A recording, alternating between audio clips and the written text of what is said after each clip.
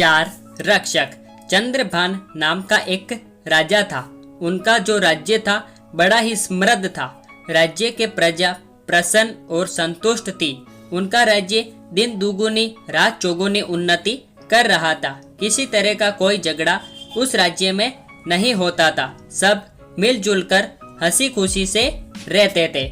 इस बड़े राज्य के बिल्कुल पड़ोस में एक छोटा राज्य था, जहां कृष्ण देव राय नाम का राजा राज्य करता था। इस राज्य में आए दिन प्रजा के बीच कलेश होते रहते थे। कोई भी इस राज्य में संतुष्ट नहीं था। यहाँ तक कि खुद राजा भी हमेशा चिंतित रहता था।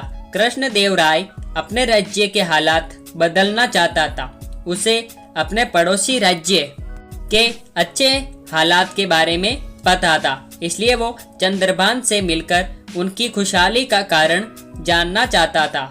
एक बार चंद्रभान से कृष्णदेव राय की मुलाकात तय हुई। चंद्रभान ने कृष्णदेव राय का स्वागत दिल खोलकर किया। भोजन करने के बाद चंद्रभान कृष्णदेव राय को अपने राज्य के सेट पर लेकर गया। वहां भी गए कृष्णदेव राय ने देखा कि हर जगह लोग बड़ी सुखी और संतुष्ट हैं। कृष्णदेव राय चंद्रभान की प्रशंसा करते हुए कहा, ये तो मानना पड़ेगा, क्या आपने अपनी प्रजा को बड़े सुख में रखा है और उनके बीच शायद कभी झगड़े होते भी हो गया नहीं।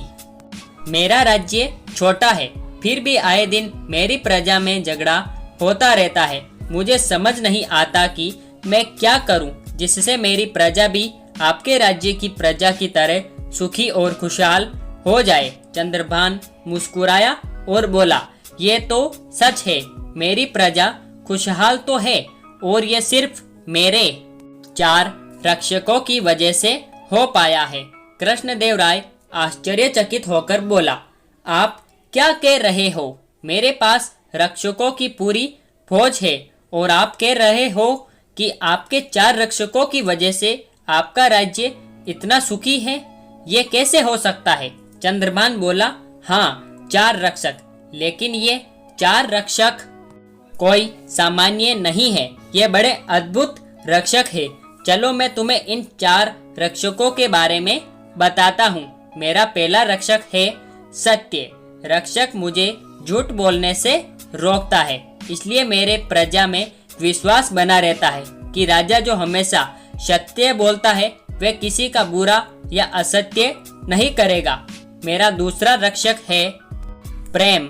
यह रक्षक मुझे अपने प्रजा से घृणा करने से रोकता है, जिससे मैं मेरी प्रजा का दिल जीत पाता हूँ। कृष्णदेव राय उत्साहित होकर बोला, और तीसरा रक्षक कौन है? मेरा तीसरा रक्षक है त्याग। इसी रक्षक के बदौलत मैं लालच का त्याग करके अपने प्रजा का हित हमेशा सोच कर सकता हूँ। हर राजा के पास ये रक्षक होना चाहिए, जिससे वे स्वार्थी ना होकर प्रजा की भलाई के बारे में पहले सोचे। जो राजा स्वार्थी होता है वह हमेशा अपने खजाने को भरने की फिराक में रहता है, उसे अपनी प्रजा की कोई पड़ी नहीं होती। आखिरी और चौथा रक्षक है न्याय।